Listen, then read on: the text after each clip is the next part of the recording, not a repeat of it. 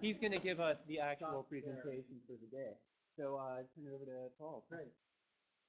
Thank you, Andrew. Yeah, it's exciting to do this interdisciplinary sponsored event, and great to see everybody out. So just a couple words about the Office for Public Culture. It's a new project being developed with support from the Brooks College of Interdisciplinary Studies. And essentially, it's a project that just looks at culture as a central component in society, and then tries to kind of investigate that, research that, and then eventually develop some projects that help move public discourse forward. So if you're interested in any of that, get in touch with me, and I'll get you involved in the development of the project as it evolves. Jason. Hey, my name is Jason Adams. I'm an adjunct professor in Department of Communication here at Grand Valley. It's my great honor here today to introduce today's speaker, the Wayne State University professor and extremely influential author and cultural critic, Stephen Shaviro. It's a testament to Shaviro's interdisciplinary or transdisciplinary significance that today's talk is co-sponsored by so many different colleges, schools, and departments throughout Grand Valley, including the Brooks College for Interdisciplinary Studies, the School of Communications, Office for Public Culture, and the Philosophy Department. Shaviro's own work, appropriately enough, itself spans numerous disciplines. Though he teaches in the English department at Wayne State, his work engages a wide range of fields, including film theory, literary theory, cultural studies, political economy, critical philosophy, science and technology studies, race, class, and gender studies, and of course, critical theory. Shaviro is one of the most influential critics in the United States and probably in the world as well.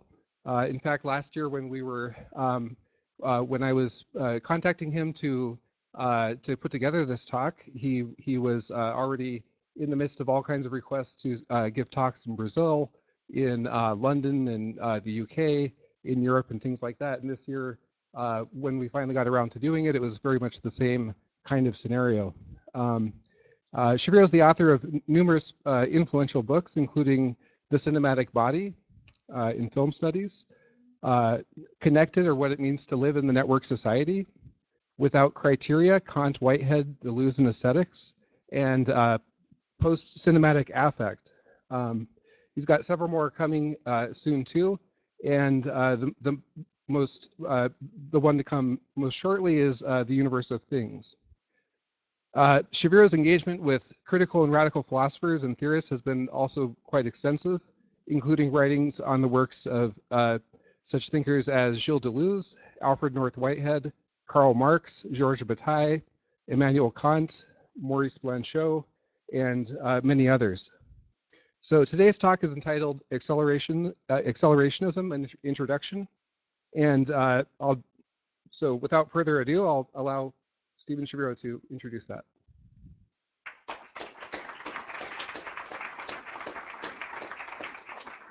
Okay, thank you all for coming. Thanks to Jason and Andrew and everybody else who had a role in bringing me here.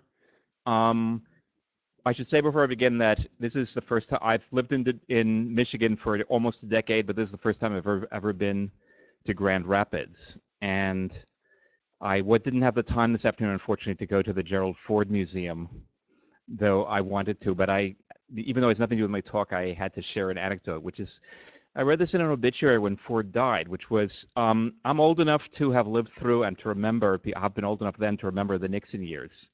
And of course, Gerald Ford was often much criticized for his pardon of Nixon. But apparently what the story was is that for his entire life after he left the presidency, Gerald Ford always carried around a legal document in his wallet. And the legal document stated, and probably this is true, I'm not a legal expert, but I'm told this is true, that to accept a pardon means to acknowledge guilt, and that if you claim you were actually innocent of crimes, he couldn't accept a pardon. So I thought I was moved to see that Gerald Ford, kept that in his pocket for all the rest of his life. Okay, that has really nothing to do, but I mean, but Gerald Ford is really the only association I had with Grand Rapids before coming here this morning. Okay. So my talk is Accelerationism and Introduction, and basically So accelerationism is a word that has come up recently, and I want to talk about mostly about what it means.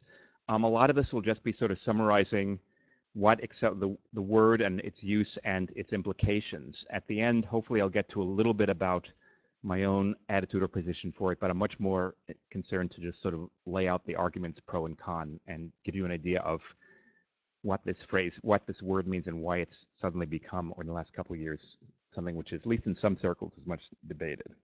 Okay. In his science fiction novel, Pop-Apocalypse, Lee Constantinou imagines the existence of what he calls a creative destruction school of Marxist-Leninist thought. The adherents of the creative destruction school, and this is a quote from the novel, interpret Marx's writings as literal predictions of the future, so they consider it their mission to help capitalist markets spread to every corner of the world because that's the necessary precondition for a truly socialist revolution. This means that the creative destruction Marxists are indistinguishable in any pragmatic terms of what they actually do from the most ruthless capitalists. And in fact, in the course of the novel, their actions seem to totally coincide with those of a group of investors who have concluded that, these are more quotes, there's money to be made off the destruction of the world, and that in fact apocalyptic destruction constitutes an unprecedented business opportunity. They therefore seek to precipitate a worldwide nuclear conflagration, arguing that on behalf of our investors, we're obligated to take every step we can to ensure that we corner the apocalypse market before anyone else does. Now, of course, all this is a deliberate caricature. Constantinou is writing something which is more satire than prophecy. But as I've argued elsewhere, science fiction as a genre really is not prophecy. It doesn't claim to actually predict the future. Rather, I would say science fiction works to extrapolate elements of the present, to push actually existing conditions all the way to their most extreme consequences. That is to say, science fiction is not about the actual future. Rather, it's about futurity, if I can use that as an abstract noun. Science fiction grasps and brings to visibility what the philosopher Gilles Deleuze calls the virtual, or what Karl Marx sometimes called tendential processes. Tendential things are tendencies, are not things that have to happen, but things that there's a movement towards their happening. Okay, science fiction picks out certain implicit trends that are embedded in our actual social and technological situation. So it's sort of like these are elements of futurity which exist in the present. They aren't really present because they're not really happening, but they're potentials in the present, and therefore they represent a kind of futurity, whether or not they actually turn out to happen in the future. These trends really exist as tendencies or as potentialities, but they have not yet been actualized, and they may never be actualized. As Marx himself points out, and as other philosophers talking about causality and necessity have said more recently, a tendency is always accompanied by counteracting factors which may inhibit or even reverse it. The philosophers Stephen Mumford and Lily Ron Angem, who've written recently one of the most interesting books recently about causality, point out, for instance, that it's common parlance to say that if you strike a match, that causes fire to exist. But if you do this on the moon when there's no oxygen, it wouldn't cause fire. So there's always possibility of counteracting factors to any process. So the argument is that what science fiction writes about are these potentialities, these virtualities, these tendencies, which actually exist as virtual or possible tendencies, but that doesn't mean that they will necessarily come to pass. In sum, the present moment contains elements of actual futurity, but the unfolding of these elements of futurity, I should say of real futurity. Deleuze says what he calls virtual is something which is real but not actual. So these elements of futurity are real, they're really part of our present situation, but they will not necessarily actually unfold as actual future conditions. That's a contingent and not a guaranteed outcome.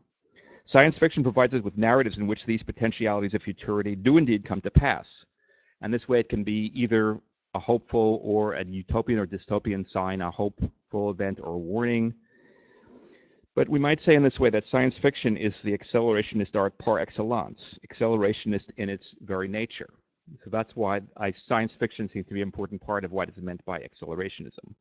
To speak in political, aesthetic, and philosophical terms, accelerationism may be defined as the argument, or at least as the claim, since it's not always argued so much as just stated, that the only way out is the way through. What does this mean for us today? We seem to be living today in a condition of long-term slow-motion catastrophe. Global warming and environmental pollution and degradation threaten to undermine our whole mode of life. And this mode of life is itself increasingly stressful and unviable due to the depredations of what I can only call neoliberal capitalism. Neoliberalism is one of these terms that's thrown around way too often and meaning too many things, and sometimes vaguely just anything that anybody doesn't like in contemporary life. But I think I can use it in a more limited and more rigorous sense. I mean, if it's a specific mode of what Marx would call a specific mode of production, or maybe if capitalism is a mode of production, then neoliberal capitalism is a specific variety of that. Or what Michel Foucault called a form of governmentality, a way not just of this what the official government does, but of governing, of the way in society that actions are encouraged, inhibited, promoted, or whatever. Neoliberalism is a specific mode of production or form of governmentality that is characterized by 1, transfers of wealth from everybody else to the 1%, 2, by the privatization of what used to be common or public resources, and 3, by the subjection of all aspects of life to competition and the so-called discipline of the market. Under relentless environmental and financial assault, we live in what might well be called a state of crisis, except that crisis implies a sharp and immediate moment of reckoning, whereas this condition, our condition of crisis, has become for us a chronic and seemingly permanent one. The crisis never gets resolved. It doesn't have the culmination point or the immediacy of a crisis. It's just always there. Global warming and neoliberal governance are examples of what the environmentalist critic Timothy Morton calls hyper-objects. Phenomena, and this is a quote from Morton, that stretch our ideas of time and space since they far outlast most human timescales, or they're massively distributed in terrestrial space and so are unavailable to immediate experience. These hyper-objects affect everything that we do, but we cannot point to them in specific instances. Morton's best example of this is when he talks about climate change or global warming. We can directly experience the weather, but we cannot directly experience the climate. The chains of causality are far too complicated and intermeshed for me to prove that any one particular storm is the result of global warming. And in fact, global warming is still operative as an overall condition of possibility for our lives, even when the weather is okay and when it's not too hot or when, or whatever. In order to make sense of our condition, we're forced to deal with massive and difficult abstractions. We therefore need to develop some, and that's what the condition of hyperobjects, I think, is. We therefore need to develop something like what Frederick Jameson calls an aesthetic of cognitive mapping, something that allows us to grasp our positioning as individual and collective subjects and regain a capacity to act and struggle, that's his quote, within a space and time of unrepresentable complexity. So hyperobjects or these massive systems seem to be unrepresentable. We can't grasp them in experiential terms, and yet they seem to condition everything we do experience in one way or another. Okay. Now, accelerationism is the argument that the only way to deal with these terms is to push through them, that we can't really, because we can't step back from them. For accelerationists, we cannot escape these situations of climate catastrophe and neoliberal governance by hearkening back to a supposedly simpler and better time.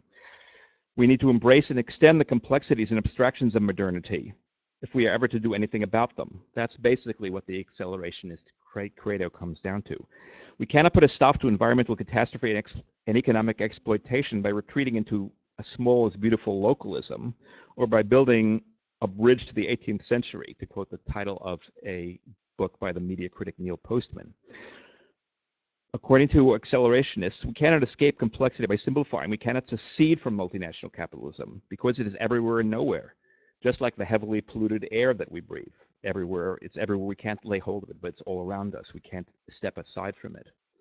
And from an accelerationist point of view, this is the problem with certain other leftist tendencies, like, for instance, Italian autonomism, which sort of argues for a kind of withdrawal from the world market and withdrawal from capitalism. Or for that matter, I'd say the Occupy movement's notions of direct democracy. Again, I don't want to get into a big polemic about this, and I don't really feel it's my forte to talk about political organizing, but one of the issues perhaps with the Occupy movement I found incredibly inspiring, but one of the issues with it perhaps was that it couldn't go past a certain level, and this is partly because of the way in which it was so embedded with, the in themselves praiseworthy things like direct democracy. Everybody had to go to the meeting and make the decision. Nothing could be delegated, and so on and so forth. That creates difficulties of scale. So, I mean, I don't really want to make that polemic a major thing, though it's the kind of thing that an accelerationist point of view would probably harp on. But anyway, I'm just mentioning that in passing. Against all these suggestions, accelerationism follows Bertolt Brecht's advice. Don't start from the good old things, but the bad new ones.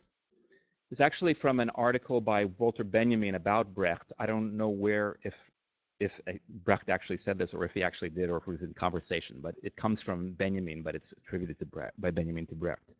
The accelerationist claim is that the only way to overcome neoliberal capitalism is to drain it to the dregs, to follow it into its furthest and strangest consequences, to push it to its most extreme point. Accelerationism argues that we must exacerbate the tensions, contradictions, and hidden tendencies of neoliberal capitalism, in the hope this will lead capitalism to explode, or that it will at least open up a way beyond it. In its most maximal expression, such an approach is dangerous and stupid and clearly ridiculous.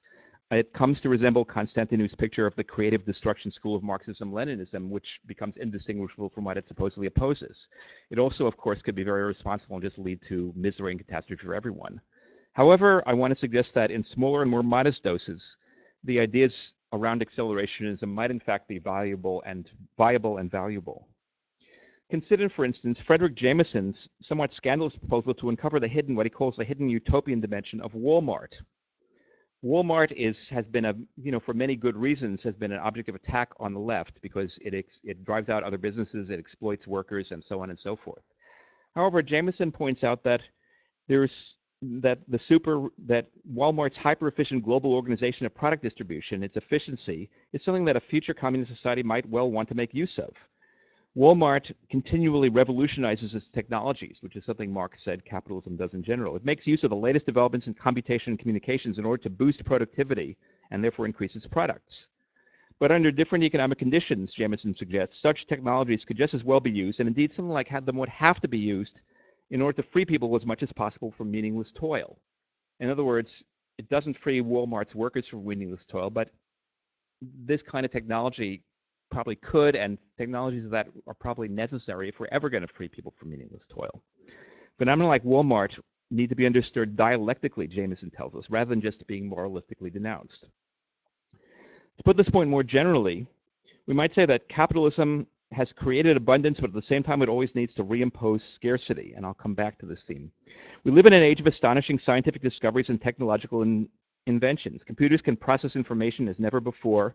We're beginning to manipulate life itself on the genetic level. We should soon be able to utilize energy from the sun, freeing us from dependence upon the environmentally destructive and physically limited stock of fossil fuels.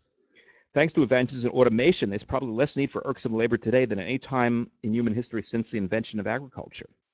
All these developments should result in leisure and sustainable affluence for everyone, but instead they've led to grotesque inequalities of wealth and power, to ecological devastation on an unprecedented scale, not to mention a regime of what the philosopher Robin James calls superpanoptic surveillance. The minimal accelerationist argument is that we should take control of these technologies and repurpose them rather than rejecting them or destroying them. A slightly more pointed version of accelerationism would suggest that we can seize upon the contradiction between the massive potentials opened up by these technologies and the narrowly repressive ends for which they're actually being used. The word contradiction is a word which is very heavy in Marxist theory, and in fact a lot of this, understood in this way, accelerationism really goes back to certain hints, at least, in classical Marxism. So I have a few quotes here. In the Communist Manifesto, Marx and Engels famously describe the liberating effects of capitalism, and this is a long quote from the Communist Manifesto. Constant revolutionizing of production, uninterrupted disturbance of all social conditions, everlasting uncertainty and agitation distinguish the bourgeois epoch from all earlier ones. All fixed, fast, frozen relations, with their train of ancient and venerable prejudices and opinions, are swept away. All new-formed ones become antiquated before they can ossify. All that is solid melts into air. All that is holy is profaned. And man is at last compelled to face with sober senses his real conditions of life and his relations with his kind. In place of the old wants, satisfied by the production of the country, we find new wants, requiring for their satisfaction the products of distant lands and climes. In place of the old local and national seclusion and self-sufficiency, we have intercourse in every direction, universal interdependence of nations. And as in material, so also in intellectual production. The intellectual creations of individual nations become common property. National one-sidedness and narrow-mindedness become more and more impossible, and from the numerous national and local literatures, there arises a world literature. The bourgeoisie, during its rule of scarce 100 years, has created more massive and more colossal productive forces than have all preceding generations together. Subjection of nature's forces to man, machinery, application of chemistry to industry and agriculture, steam navigation, railways, electric telegraphs, clearing of whole continents for cultivation, canalization of rivers, whole populations conjured out of the ground. What earlier century had even a presentiment that such productive forces slumbered in the lap of social labor? Now, this is a passage which is hard not to regard with a certain amount of ambiguity, but I think the point of it is that Marx and Engels are not simply condemning capitalism. They don't sound particularly critical. If anything, they're a little too enthusiastic about man subjugating nature and things like that, which today we might want to be more suspicious of than anybody was in the 19th century. But it's not that Marx is celebrating capitalism either. I think, again, as Jameson says, and as we're saying with Jameson's, Marx is saying we have to understand capitalism dialectically rather than moralistically, rather than thumbs up or thumbs down. We have to see the intertwining of the different things that it does. And I mean, in the various things he mentions, I mean, on the one hand, I think we can say that among the injustices of modernization, capitalist modernization, have been destruction of old ways of life and of things which people clung to for good reason and of their values and traditions. But at the same time, a lot of this has led to various forms of liberation. People freed from the yokes of custom and tradition, freed from poverty, freed from things which they had to do. Marx insists that it's two-sided, that we can't just simply say yay or no, that we have to see it as a complicated process which has multiple aspects. So Marx does not condemn capitalism for being evil. He hates it for causing massive suffering and oppression, but he's not saying that where capitalism has melted everything into air, we need to get back to solid ground again. Rather, Marx is interested in the way that capitalism creates wealth and poverty simultaneously. Capitalism has produced the conditions and possibilities for a world of affluence and freedom at the same time that it has also produced misery, alienation, and oppression. Joseph Schumpeter's idea of creative destruction, referenced by Constantino because it's become so much of a watchword of neoliberal ideology. Everything, I mean, if you read something like Wired magazine or business magazines, they're always talking about creative destruction and rah, rah, rah. And it's too bad, some people have to, have their lives ruined because we're going to build these new technologies which will connect everything with the speed of thought. I mean, the right-wing Austrian economist Joseph Schumpeter really got that phrase, or he invented the phrase, but he got the idea from Marx. And Schumpeter is really interesting to me as basically the only one of sort of pro-capitalist economists who really took Marx seriously and read him carefully, as opposed to just blanket, throw him in the trash bin. Anyway, Schumpeter was willing to say, well, it's too bad that workers are suffering because of some new development which puts them in horrible assembly lines, but their great-grandchildren will be much better off as a result, so they should just suck it up. Marx is unwilling to say something like that. He's unwilling to just wave away all the destruction which goes along with the creation. But and Marx is certainly compassionate towards the victims of history in a way that someone like Schumpeter never was, and full of savage sarcasm towards the ruling class. But Marx's view is also relentlessly non-nostalgic. For him, there's no possibility of going back from capitalism's own convulsions to something before. There's no sense of it. Marx is the founder of accelerationism in the sense that he says there's no way of returning to an earlier state of things. But how does this lead to the idea of going through the contradictions again and beyond them? In several famous passages, Marx argues that capitalism tends toward a point where its very form, the property form, becomes an obstacle to the further development of the productive forces that it has unleashed. And here are a couple of quotes from the later Marx. In the preface, these are very famous quotes. In the preface to A Contribution to the Critique of Political Economy, he writes the following. At a certain stage of development, the material productive forces of society come into conflict with the existing relations of production, or, this merely expresses the same thing in legal terms, with the property relations within the framework of which they have operated hitherto. From forms of development of the productive forces, these relations turn into their fetters. Then begins, he says, an era of social revolution. A similar passage in Volume 1 of Capital. The monopoly of capital becomes a fetter upon the mode of production which has flourished alongside and under it. The centralization of the means of production and the socialization of labor reach a point at which they become incompatible with their capitalist integument. This integument is burst asunder. The knell of capitalist private property sounds. The expropriators are expropriated. Now, the kind of prophetic part of that is he's sort of saying rah-rah for how these situations are reversed. But I think the important part of those passages is the way in which he says that these things develop. You wouldn't have had this development without capitalism, but capitalism leads to a point where its own inventions create a tension with its institutions. And I think you can see something like this happening today if you look at questions of so-called intellectual property, especially on the internet. We have a situation where the digital technologies the last 20 or 30 years have led to, cheap, almost extremely cheap multiple copying of anything that's digitized, music, images, words. And at the same time, we have a very censorious regime of insists on copyright, insists on locking down all these things with things like digital rights management, and taking something which has actually become plentiful and abundant and easily transferable and easily multipliable and putting in fetters, not allowing you. I mean, and there can be a lot of arguments of a copyright. I mean, but I think a lot of people share my thing.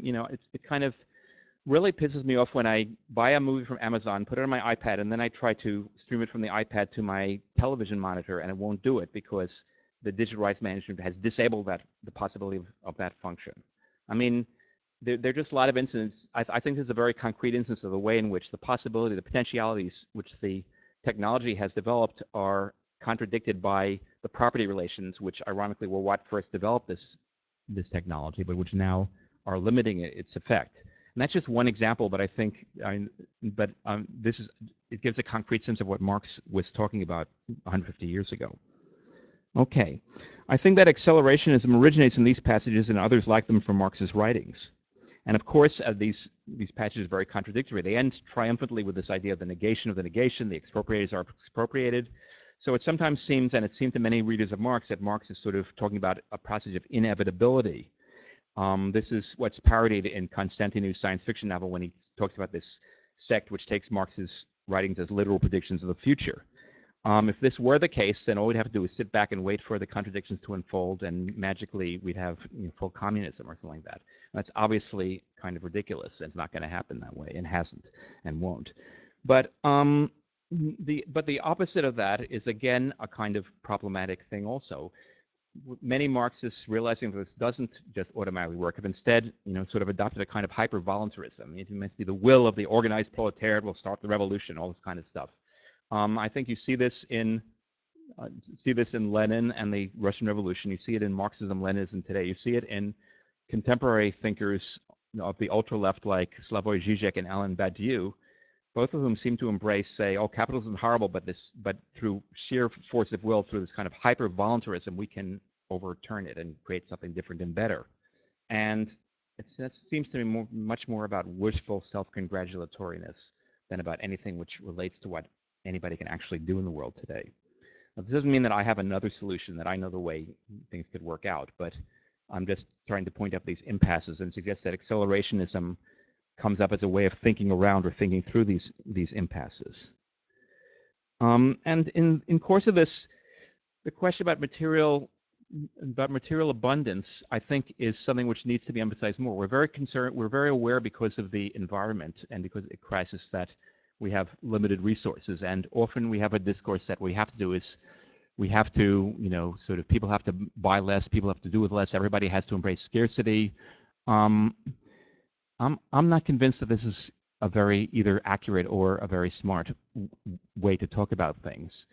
For one thing, I mean, again, the sun is an abundant source of energy which we don't know how to tap very well, but which, we're not really short of energy. We're short of things like fossil fuels, or we're going to become short of things like fossil fuels. And the sun itself is not what's destroying the environment, and tapping solar energy wouldn't. I don't want to, become like a crackpot who talks about how solar energy is going to solve the problems of everything.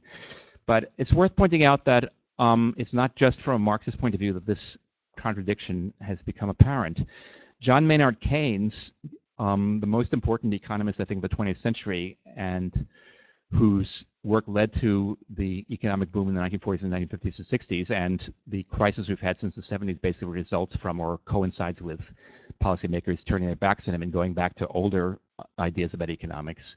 Keynes wrote a very interesting article in 1930 called The Prospects for Our Grandchildren, and he said that it was very foreseeable that economic growth could solve the economic problem for the first time in the history of mankind, is how Keynes puts it. And he says, and I think this is relevant in this case. Now this is from Keynes's essay. Now it is true that the needs of human beings may seem to be insatiable, but they fall into two classes. Those needs which are absolute in the sense that we feel them whatever the situation of our fellow human beings may be, and those which are relative in the sense that we feel them only if their satisfaction lifts us above, makes us feel superior to our fellows. Needs of the second class those which satisfy the desire for superiority, may indeed be insatiable. For the higher the general level, the higher still are they. But this is not so true of the absolute needs. A point may soon be reached, much sooner perhaps than we are all of us aware of, when these needs are satisfied in the sense that we prefer to devote our further energies to non-economic purposes. So here we have Keynes imagining a future for humankind he said within 100 years, writing 1930, when the economic problem of humankind will be solved, and Keynes therefore foresaw a state of society in which for the first time in human history, we would have the wherewithal for all people to lead lives of leisure and self-cultivation.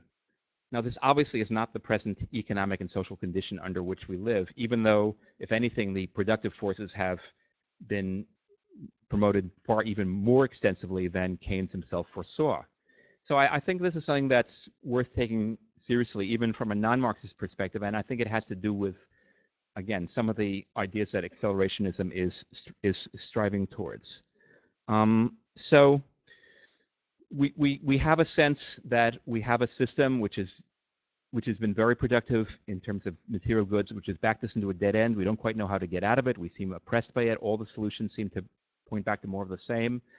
In terms of neoliberalism specifically, all the intellectual justifications of neoliberalism have been destroyed by the events of 2008 and afterwards. And yet the response of governments all over the world has been to just be even more neoliberal as a solution for the fact that neoliberalism has been shown not to work. So you just do more of it. You know, maybe if you do more of it, we'll postpone it a little more. I think a lot of the mode we have today is we have incipient catastrophe, and we're always postponing that catastrophe, and policy consists in ways, how can we push it a few further years down the road while we flounder out a little bit more? Okay, so I think this is the background into which accelerationism has become a term in recent years. But there's a more specific periodicity to this, and I think it comes really from the 1960s and 70s. And there's several aspects to this.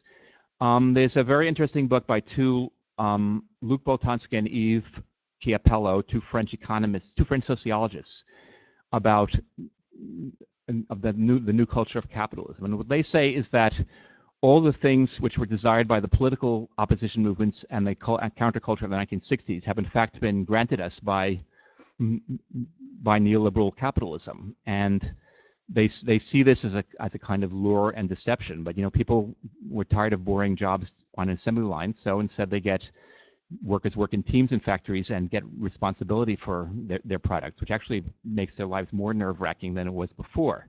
Or people don't like being locked into the same career for the whole life. You start something in 20, and you know, until you retire, the day you retire, you're doing the same job over and over again. So now we have precarious labor, where no jobs, aside from tenure in academia, no jobs are sure. You're almost certain to be fired in 3 or 4 years, and you'll just have to, you know, start from scratch all over again, over and over and over again. So there's a kind of ironic way in which what people were demanding in terms of quality of life has been given to us. It's like the fairy tale where somebody gets a wish fulfilled in ways which are oppressive. That's sort of their analysis of what's happened in the last 30 or 40 years.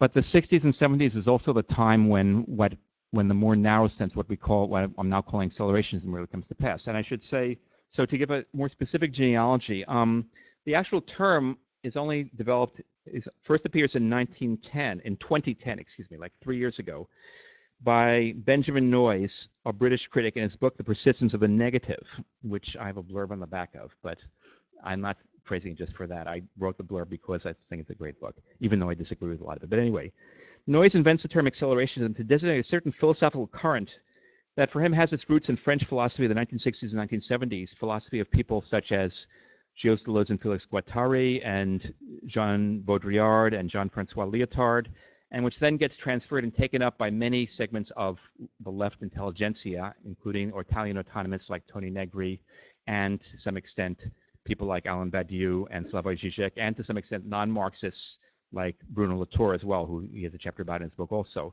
They all seem to pick up, he says, on this kind of sense of accelerationism. Accelerationism, he says, has its roots in 1968. In 1968, there was this big left-wing uprising in France, which ultimately failed. And the result of this 68 uprising was basically to drive the French intelligentsia crazy. Some of them went to the extreme left, and some of them went to the extreme right, and some of them went both to the extreme left and then to the extreme right. You have people who, in the wake of 68, became Maoists and called for, you know, violent terrorism to destroy bourgeois society, and then 5 years later are writing articles about how we must be content with liberal democracy because communism always leads to terror, and you know, there's a charming paradox that, you know, in the span of 5 years somebody can go from one of those positions to another. But leaving that aside and being less snarky and talking about, say, some of the more reputable figures from that period. The 1968 uprising was an important reference for Deleuze and Guattari, and it remains today an important reference point for the French philosopher Alain Badiou. But in the wake of 68, they developed a kind of philosophy about this, which is sort of where accelerationism gets its first specific formulation, though again, they didn't have the word. And this is a quote from Deleuze and Guattari's Anti-Oedipus, which Noyes points to, which Mark Fisher and others who have written about acceleration point to. So I'll just read the short quote from Anti-Oedipus. But which is the revolutionary path? Is there one? To withdraw from the world market, as Samir Amin advises third world countries to do in a curious revival of the fascist economic solution? Or might it be to go in the opposite direction, to go further still, that is, in the movement of the market, of decoding and deterritorialization? For perhaps the flows are not yet deterritorialized enough, not decoded enough from the viewpoint of a theory and practice of a highly schizophrenic character. Not to withdraw from the process, but to go further, to accelerate the process, as Nietzsche put it. In this matter, the truth is that we haven't seen anything yet. Okay, this passage has been much cited and much repeated by others. It has a certain particular reference point as well as a more general reference point in Deleuze and Guattari's thoughts, so I'd like to say a little about that. The specific reference point is a critique of Samir Amin, who is a third world Marxist economist. Amin advised third world countries to totally withdraw from the world capitalist market. It's the only way to build socialism, otherwise you'll be contaminated by capitalism and you'll be stuck and you'll be caught. Deleuze and Guattari wrote this criticism in 1972. In 1975, the Khmer Rouge took over Cambodia and apparently adopted Amin's advice. It's been disputed. It's been much claimed. I don't know how true it is, but it's certainly been claimed by many people that Pol Pot and the other heads of the Khmer Rouge were devoted students of Samir Amin, and their reign of terror partly came from, you know, following his prescription.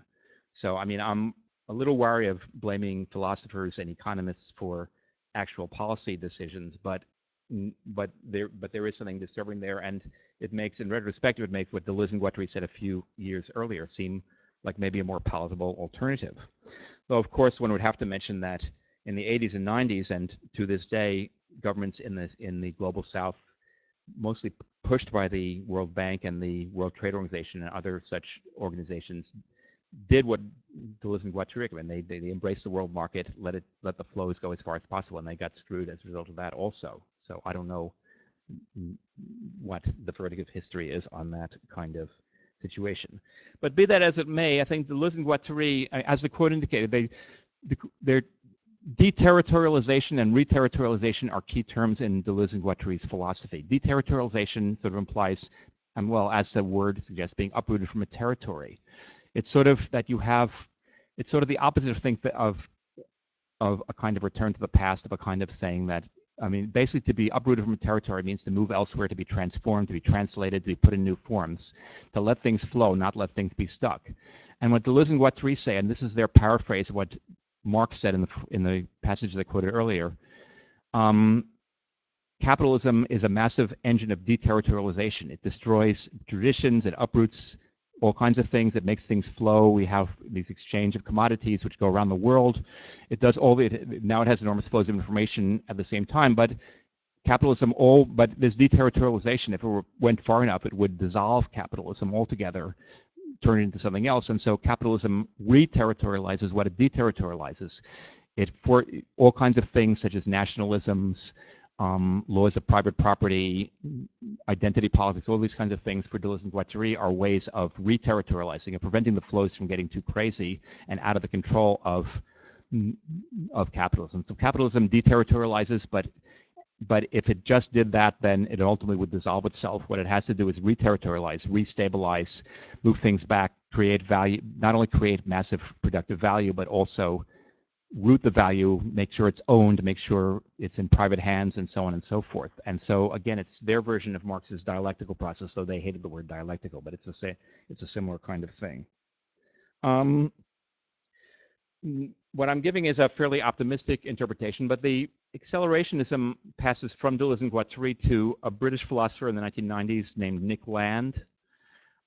There's a volume of his writings now. Nick Land taught at the University of Warwick in philosophy department in the UK in the 1990s, and he was there for about 5 years, and then he basically disappeared. I mean, the last I heard of him, he's living in Shanghai, writing articles for an English language business newspaper in Shanghai, and also penning, ultra right wing crypto-fascist manifestos on his blog in his spare time. But I know a number of people who studied under Land, and they said he was a very inspiring force before he maybe went over the deep end, except going over the deep end was almost what his philosophy was about. Look, Land reinterpreted Deleuze and Guattari, and Deleuze and Guattari are ambivalent. They praised deterritorialization, unfixing, flowing as important, but they also say too much of it and you'll just be committing suicide, falling into a black hole, just losing everything. So they advocate a kind of strategic holding back. They sort of think it has to be nuanced in one way or another, or between two extremes. Capitalism may reterritorialize too much, stabilize things too much, block its own flows of liberated desire, but you can't just have flows of liberated desire if they just go into the infinity, into the void. Then we're lost. Land sort of embraces the kind of nihilistic possible conclusions of this. For him, liberation is complete deterritorialization, everything becoming, all identities being shattered and destroyed, all immobility being, all fixity being uprooted, everything flowing, which ultimately, for Land, leads into a kind of total disintegration and death, and Land sort of celebrates this as a kind of ecstatic movement into the void. He also talks about capital, and he also extrapolates from Deleuze and Guattari's analysis of capitalism, and indeed from Marx's analysis of capitalism, to a way where he celebrates capital because capital is this alien force. It's an alien force in the future which is destroying humanity and tyrannizing everything and turning everything into more of itself. Now, Marx famously said that capitalism is like a vampire, destroying life to create more of its own property, destroying living labor to create more dead labor. Land says, sort of, flips that around and says, this is, we should welcome this. We should welcome the destruction of humanity at the hands of this inhuman, alien, outer space science fictional force of capital, which is relentlessly destroying everything in its wake. Obviously, this is not a sustainable position to actually live through, and as opposed to rhetorically advocate, and this may have something to do with why Land wasn't able to sustain his position, eventually left academia and fled from academic and intellectual circles. But I don't really necessarily, I don't find Land that interesting, but I know a lot of people I do find interesting, whose views I respect, study under, and value his contact with them very highly. So I feel I have to try to take him seriously, even though I find it hard to. So Land kind of represents the side of accelerationism which seems to be totally crazy and wild, and to lead to horror or nothingness, or even worse, to the celebration of horror and nothingness. But we'll try to wind things up by giving a sense. But again, I'm suggesting that accelerationism has more limited as well as more extreme forms. And its more limited form, it takes off from certain things that Marx works out, and if you find Marx at all convincing, then you probably have to at least think through the possibility of taking this seriously. I'm not trying to make the argument, I'm obviously drawing heavily on Marxism here, but I'm not trying to make the argument of proving Marx is right or something like that. But anyway, if you take this kind of view of things, then I think you have to take seriously Marx's sense that the processes of capitalism don't just reinforce it, they somehow lead beyond it. So I mean, the most nihilistic view of this would be kind of Land's celebration of dissolution and death. A less nihilistic but still very problematic version of it would involve a sense that, we'll have a revolution if things get bad enough, which seems to me to be also kind of stupid and disproved by when it's been tried. But I was talking about Nixon and Ford. In 1968, when Nixon was elected president against Hubert Humphrey, and George Wallace, the Southern segregationist, ran as a third-party candidate, I believe the Harvard Crimson, the Harvard student newspaper, advocated voting for Wallace on the grounds that if Wallace became president, things would become horrible, there would have to be a socialist revolution, and everything would become better. Now that's, I mean, it's too kind to say that's silly. I mean, it's really, disastrously stupid, and accelerationism in some forms does seem to me to come out to things like that. But I don't want to dismiss it because I think in certain respects, in other respects, it may be taken in more moderate. It's like a drug. If you take too much of it, you kill yourself or make yourself sick, but in moderate doses, it may do some good. I think that accelerationism really does point to the way in which capitalism can't be just moralistically condemned, and the way in which we have to some degree press through with modernity rather than turning our backs on it. We don't really have the choice, but if we don't think about it, then we won't realize the possibility of maybe doing good things with what's been produced and what the situation we have now, instead of only having its dystopian effects. So for me, this is linked, therefore, ultimately to something, I mean, to shift ground from politics to aesthetics, which is my real interest. I've been talking about the sense in which we have this sense of an impasse under our present conditions, and accelerationism is an attempt to think us or to push us past that impasse. But it's not just an impasse of political action, it's also really, I think, an impasse of imagination. There's a sense in which the contemporary version of financial or neoliberal capitalism has robbed us of the future, and this was not true of the earlier capitalism of 100 or 75 years ago. But I mean this in several ways. One is that if you look at all the stuff about derivatives and other arcane financial instruments, which are so responsible for the crash of 2008, which we're still suffering from today, I mean, what these derivatives do is they're really attempts to kind of colonize and control the future. Nietzsche wrote 125 years ago, I love the uncertainty, the unknowability of the future. But modern finance doesn't want to think that there's anything unknowable and anything uncontrollable. The whole philosophy behind derivatives is about taking the future, taking potentialities of the future and quantifying them, turning them to degrees of risk, which can be quantified and measured, and therefore which can be paid for. It's sort of flattening out the possibility of the future, trying to... the big question about temporality, which has haunted philosophy for 200 years, is a question of futurity and newness. So Bergson and talked about creative evolution. Whitehead talked about creativity. Deleuze talked about the new. What they're all emphasizing is the idea that the future is not entirely determined by the present and the past. There's always at least a possibility that things won't just continue in the same route, that something new might happen. Future temporality is the possibility of things changing. It doesn't guarantee that the change will be for the good, but it at least says that change is possible, that it can happen.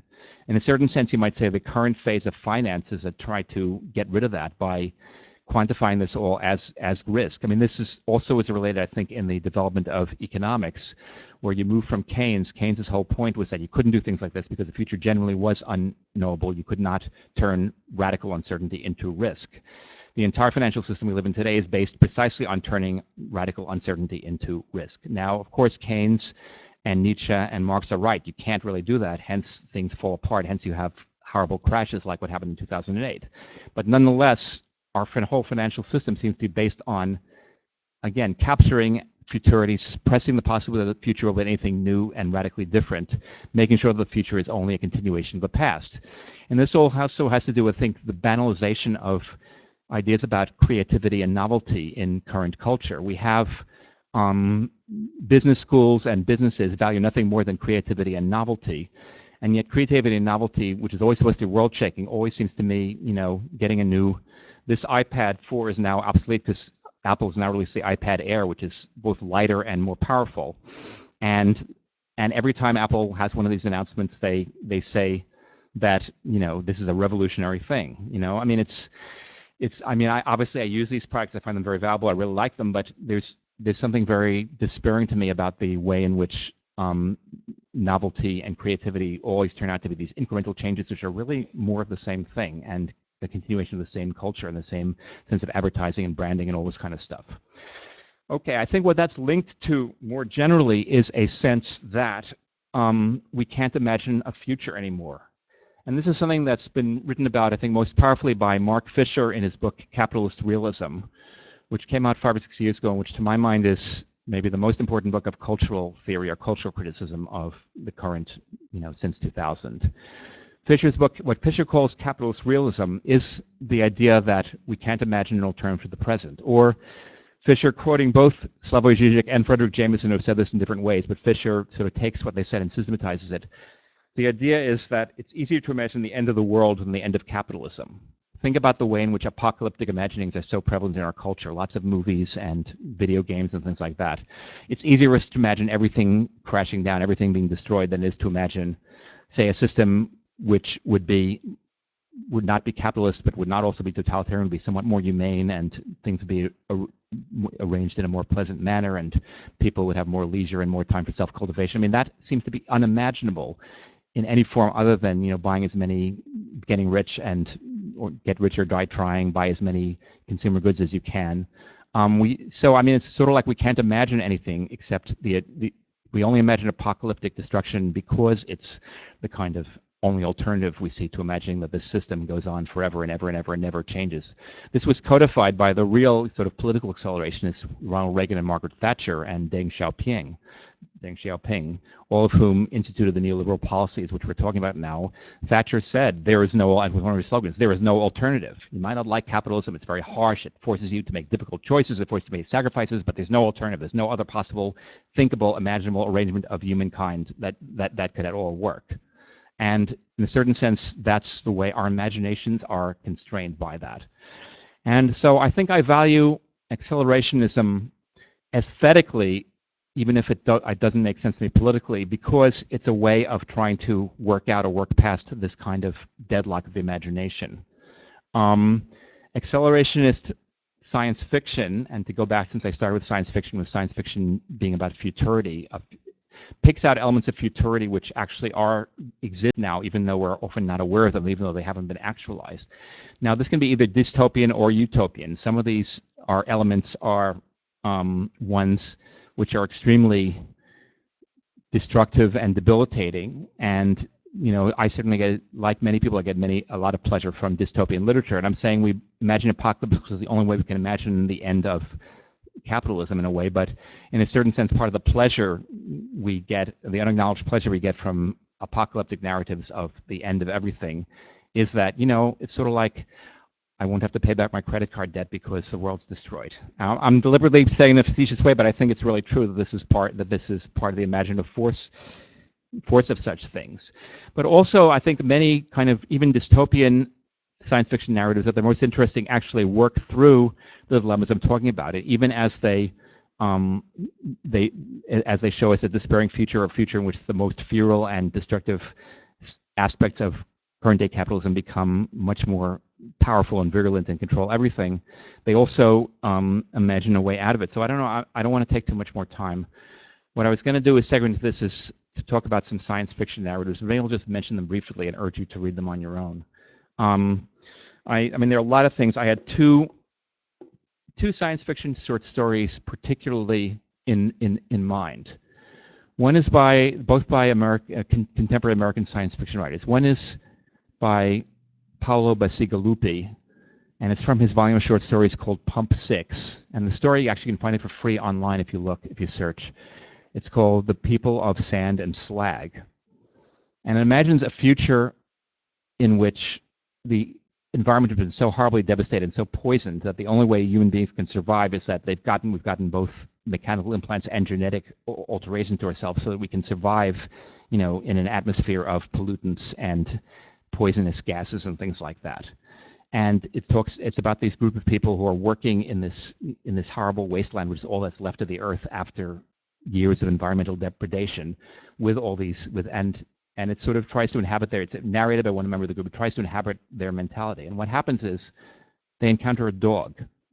And this is something they don't understand because dogs have presumably been extinct for 50 years. Nobody's ever seen one. They can't account for the fact or this thing, which they eventually work out must be a dog. They've never seen a dog before, must exist. And the stories, I won't give away the conclusion, but the story is about the ways in which they deal with the cognitive dissonance of something like a dog still existing compared to the normality, what we see as devastation and hopelessness, but which for them is a normality and their everyday situation.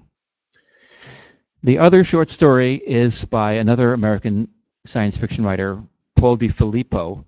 It came out in a volume of his called Babylon Babies, and the story is called Phylogenesis. And again, I'm not sure whether this one's available for free online, though you can get electronic copies of the volume it's in. But anyway, Phylogenesis imagines a future in which an enormous race of alien enormous, like, alien beings, like, like these things which float through outer space, which are like 10 miles wide or something like that, come and devastate the Earth. And apparently these aliens float through outer space. They come to a star system. They get nourishment or replenishment by devastating and destroying everything on a planet which they encounter, and then they go back out in outer space and reproduce and spread through the galaxy. So these aliens come, a group of these aliens come to Earth. They destroy everything in Earth. They almost wipe out, exterminate the human race. Human beings manage to hang on just barely by genetically engineering ourselves to become parasites which exist in the bodies of these enormous beings. So Earth has been totally devastated. No life can exist on Earth anymore. But human beings somehow survive as parasites. I mean, I think the story says they reduce in height to maybe adults are 2 feet tall. People grow up faster, have a longer gestation, have a much shorter gestation period, all those kinds of things. And it's a beautiful story. The story it starts by saying that life is inventive, life is tenacious, life is resilient. Even when it seems to no hope, life nonetheless finds a way to flourish. And then it describes in great detail, or imagines in great detail, these future humans existing as parasites in the body of these monstrous superorganisms. And it's very interesting, the characteristics of the beings seem to me, though I don't know whether this was the intention of the author, to very much reproduce the kind of Homo economicus which has been developed under conditions of contemporary neoliberal capitalism. And so it's a story of, is it a story of horror or is it a story of survival? It's a kind of taking things which the author may see and which we may see as deformations of the possibilities of life and turning them into a kind of triumphant, we're surviving in spite of everything. And there's no replenishment of the Earth, but apparently human beings are able to somehow subsist, at least in small numbers, as these kinds of parasites in this much larger organism. So, I mean, those two stories to me are examples of accelerationist fiction, which actually takes the worst, which we may be facing, and tries to think something affirmative from it. And I'll just stop there.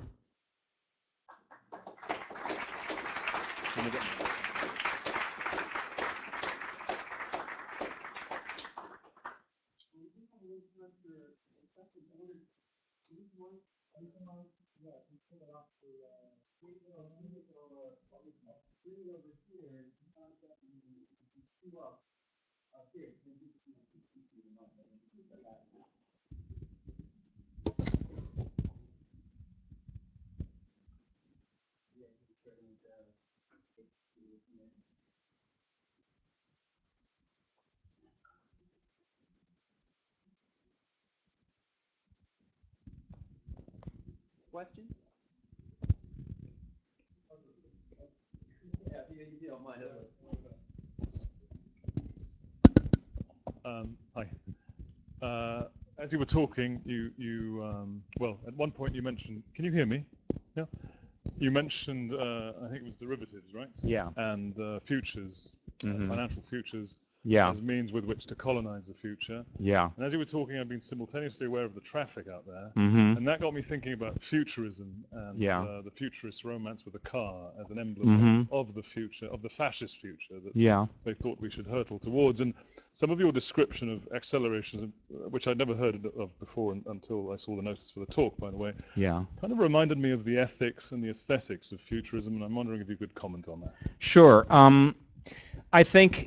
I think what you're saying is correct, but it has to be put in a kind of wider frame. Again, because the thing has different, I think, can have different political connotations, because Italian futurism was largely fascistic, but Russian constructivism in the 1920s and Russian shares a lot of features in terms of interest in machines and productivity and things like that, but gives it a very distinct, different edge. I mean, a film like Dziga Vertov's Man with the Movie Camera is a celebration of it's a socialist film which is celebrating the humane possibilities in production and in speed and in new technologies. So I think for the entire 20th century, this has been very ambiguous in the political things associated with it. Okay, what accelerationism I think tends to do or tries to do is to hopefully not do it. I mean, some of Nick Land's formulations seem to tend in ways which do, I think relate to Italian fascist futurism, but some of the other uses people made of it, I think, might go in more interesting political directions. I didn't talk about the Accelerationist Manifesto, which was published online several months ago by Alex Williams and Nick Cernacek, and they explicitly present accelerationism as a strategy for the left. But the way they put it, I mean, it's one part sort of, yeah, we should restart the space program and go into outer space and expand to other planets, and part that, you know, we shouldn't accept the rhetoric that, you know, planning or social planning or state planning is horrible and evil. We should realize that with new computing methods, we would probably plan much better than, say, the Soviets could do 50 years ago, and we should think about, you know, collectively taking grasp of our future. It's more voluntaristic than what I would advocate, but I think it's an interesting deployment that, and it uses some of those tropes, but in an explicitly egalitarian left-wing kind of way. So I think I don't think you can exclude what you're talking about, but I think it's always multiply determined. I mean, I wouldn't want to say that this is simple technological determinism either. So. Others.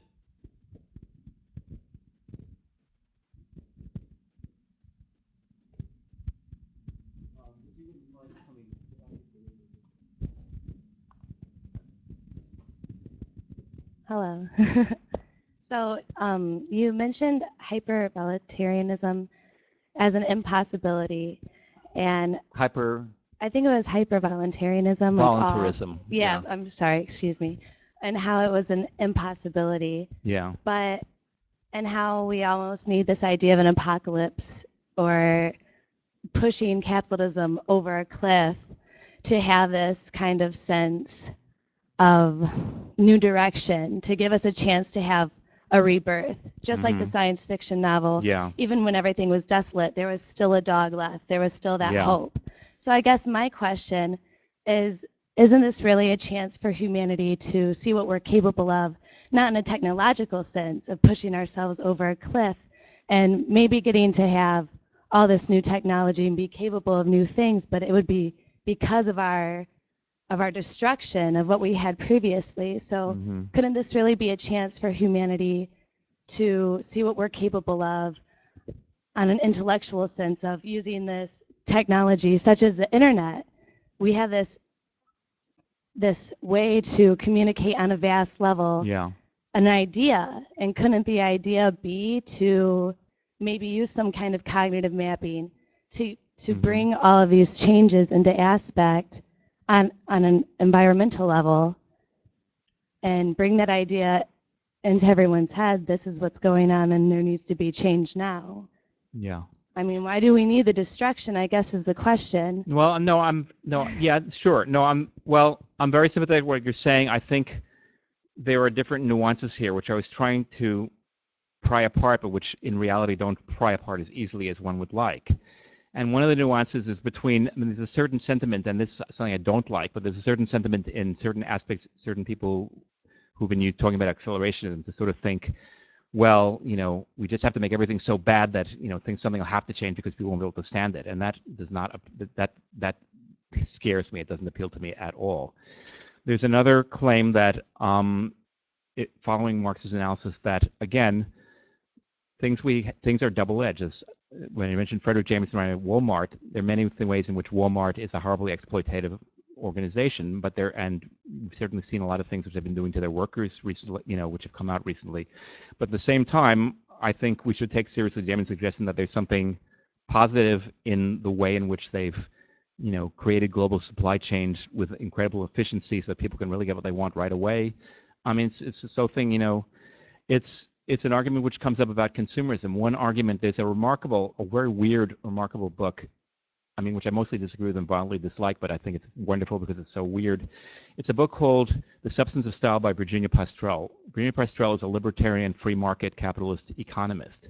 And she says, well, you know, in the mid-20th century, you just had this assembly line and everything was the same, and it was sort of like, you know, Henry Ford said you could have any color of Model T you want as long as it's black and that kind of thing. He says now, you know, we've reached such a wonderful point in capitalism that, you know, they make things of every possible style. So no matter what your aesthetic preference, you can always find exactly the thing you need. And she rhapsodizes about things like toilet cleaning brushes.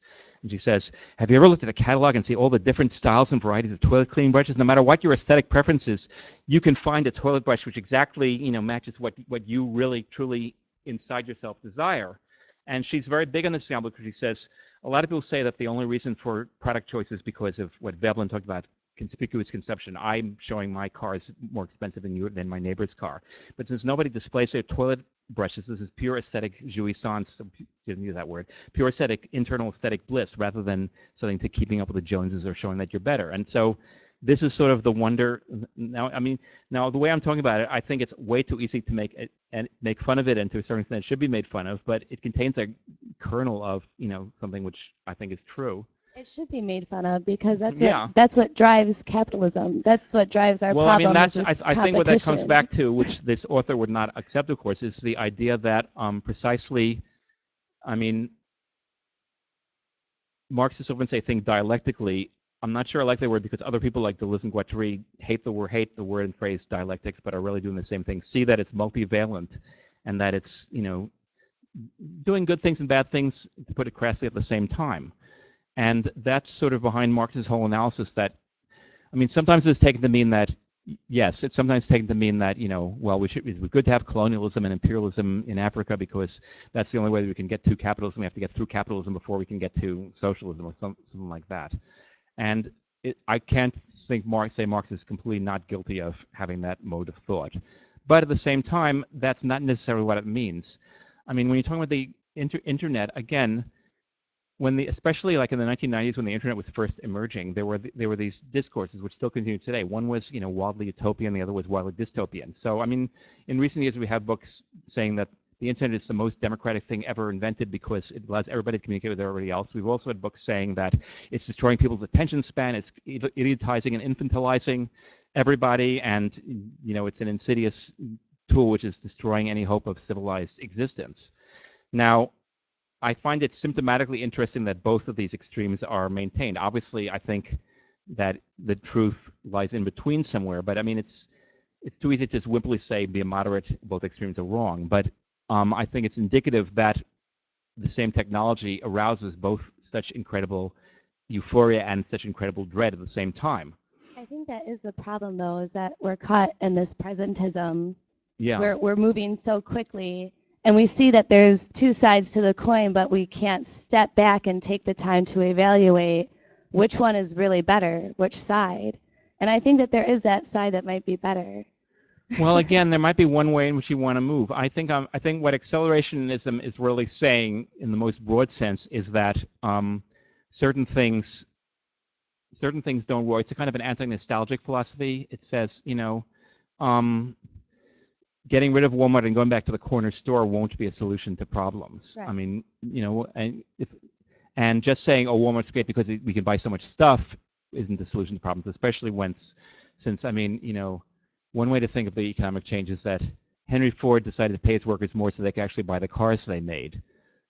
Walmart pays its workers so little that they can't shop anywhere else besides Walmart because that's the only place cheap enough for them to buy things on their very limited salaries. So obviously neither of those is, that's not a good solution. But right, as I said, going back to the past, accelerationism in the most general sense is saying going back to the corner store and getting rid of all the Walmarts won't in itself solve anything. And maybe there's a way we can use Walmart's technologies in other ways.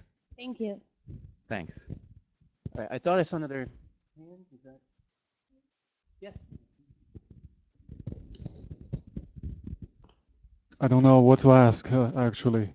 But I really want to ask something. As I like your work a lot, so thank you.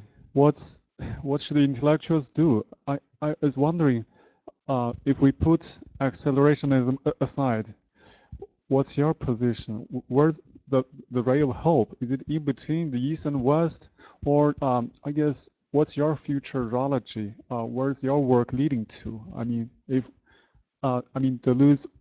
Deleuze says intellectuals on the left should, I guess, firmly critique a possible future, something like that. So what's that picture you would draw for us? You know, it's a big question. I know. So, it's one I don't have any good answers for. I mean,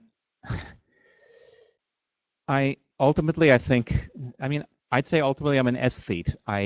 You know, I really, you know, I'm interested in sensations and thoughts which are creative and enjoyable in themselves without any further end.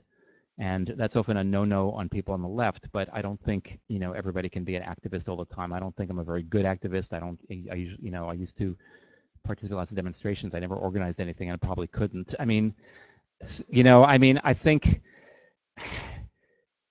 I don't want to see it in the moralistic terms that if you believe this and therefore you must devote your whole life to fighting capitalism and, you know, nothing else is permissible because it's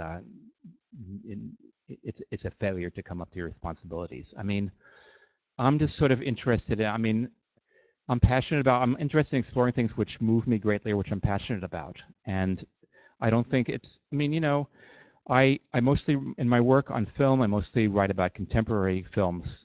And I'm interested in the ways in which digital technologies and the kind of attitudes which are expressed in certain contemporary American films are changing.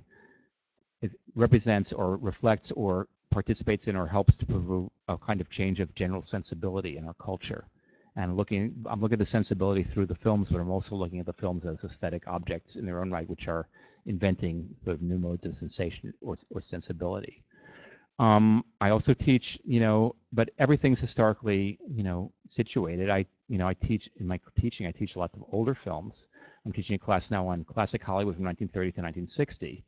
And the point is, you always have to, anything you look at, there are films I love, but which nonetheless have horrible and despicable things in them, like, you know, racist interludes or things like that. I mean, the only way to understand any artifact or anything aesthetic is to see that nothing's infinite. It reflects a certain situatedness. It's doing certain things with the situatedness. I think inventive works of art actually create new possibilities and new thresholds of experience, but it doesn't mean that they're activist works or that they actually affect, you know, political change in some sense, you know. So I try to have a reserved attitude about that. I mean, I think my political sensibility is part of everything I'm thinking about, but I don't see myself as basically a political thinker, really.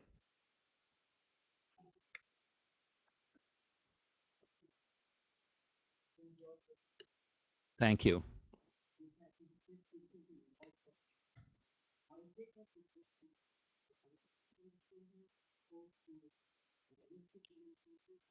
Yeah. Yeah. Yeah. Mhm.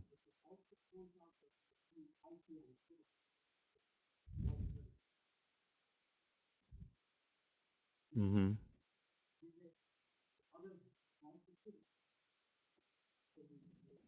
Mhm.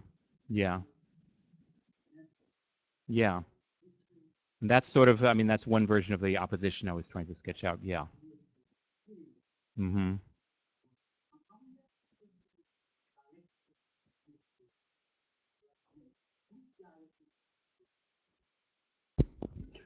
Well, I mean, that's whose dialectic. That's really a problem of the.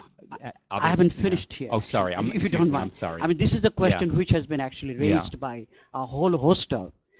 Let's put it this way: a whole host of, within quote, third world Marxists from Puerto Rico to Palestine to the Philippines. Yeah. And I can think of some South Asian Marxists, for instance, Badruddin Omar and Farhad Musar, who actually raised this question, whose dialectics is it anyway, and called attention to Marx's own contention that it was fashionable, for instance, during Marx's time to invoke this dialectics, to talk about dialectics. In fact, something that Marx himself made very explicit in the postface to the second edition of the first volume of Capital, that he makes a distinction between this dialectics where you have yes and no, both.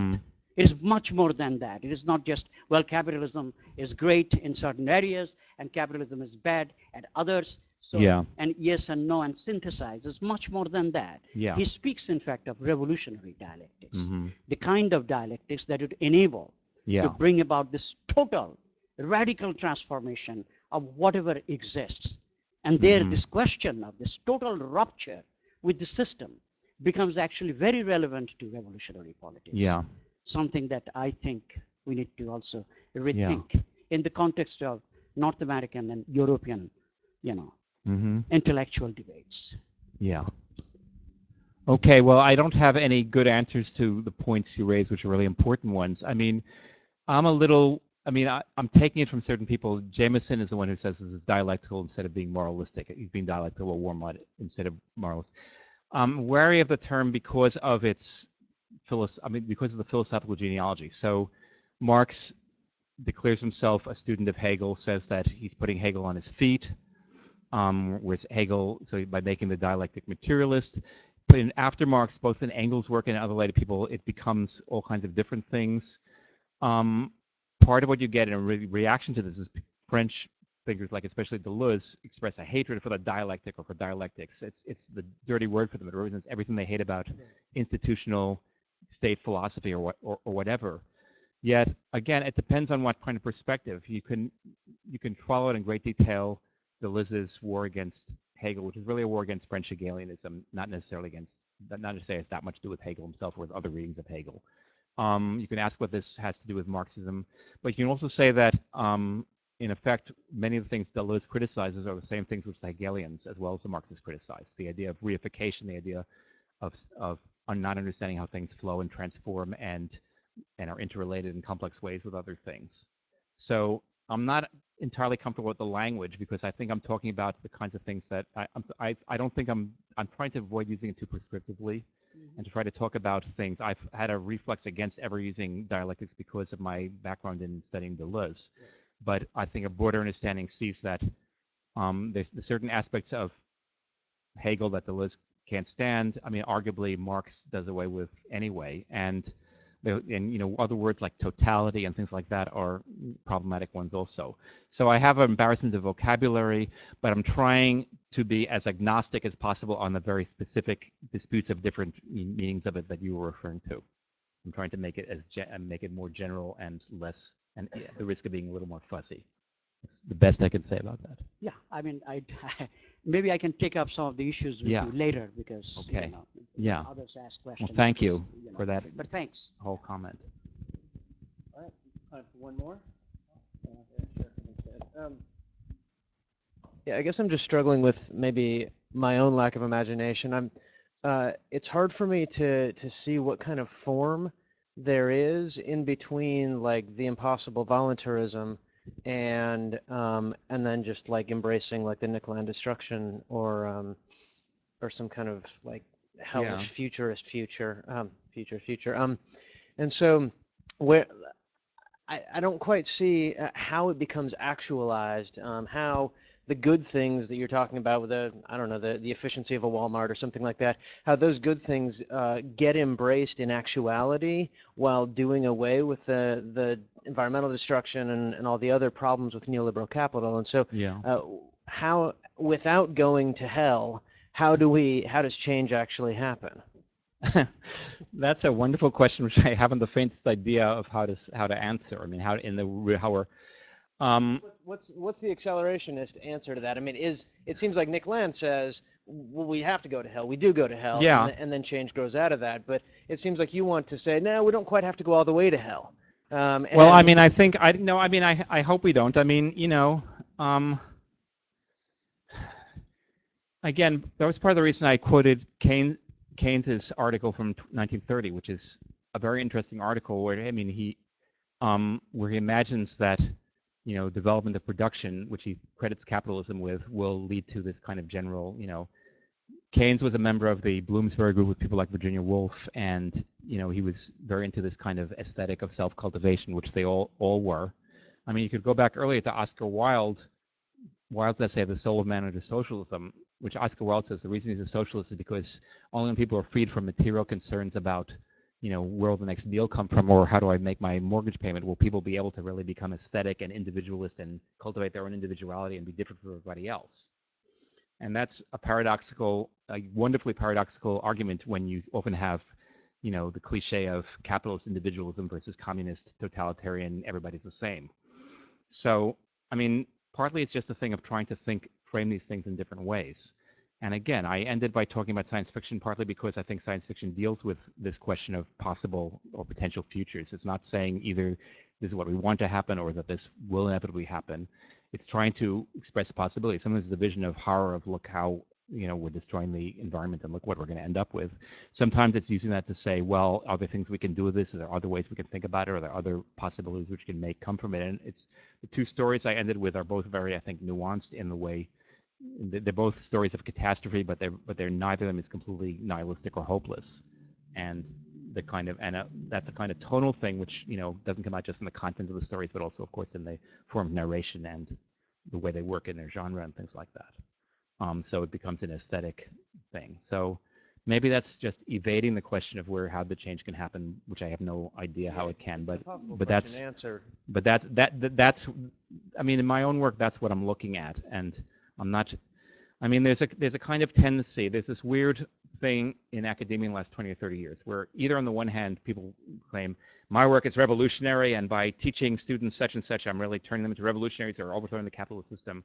And other people saying, well, since you're a professor, you're earning a comfortable salary, you're living a middle-class life, you have no business saying that there's anything wrong with things since you're benefiting from it. Now, I mean, both of those attitudes seem incredibly puzzling to me, even though you're often given either alternative between the two of them. I mean, I think you can't help, very few people have their heads buried in the sand so much they can avoid feeling some sense of responsibility in terms of looking at the world around them and thinking what's wrong with it and what's right with it and things like that. But that doesn't mean that you're dedicating your whole life to overthrowing the system or something like that either. I mean, that's why I say ultimately, though I have this political side to my work, I'm ultimately would call say I'm an aesthete. As a critic, I'm thinking about aesthetic possibilities of life. I mean, that's the best I can do. I don't have any political answers, obviously. Yeah. But it sounds like halfway to hell might be enough. Well. Okay, well, so our session does end at 6:30, so please join me in thanking our... Thank you all for coming and listening.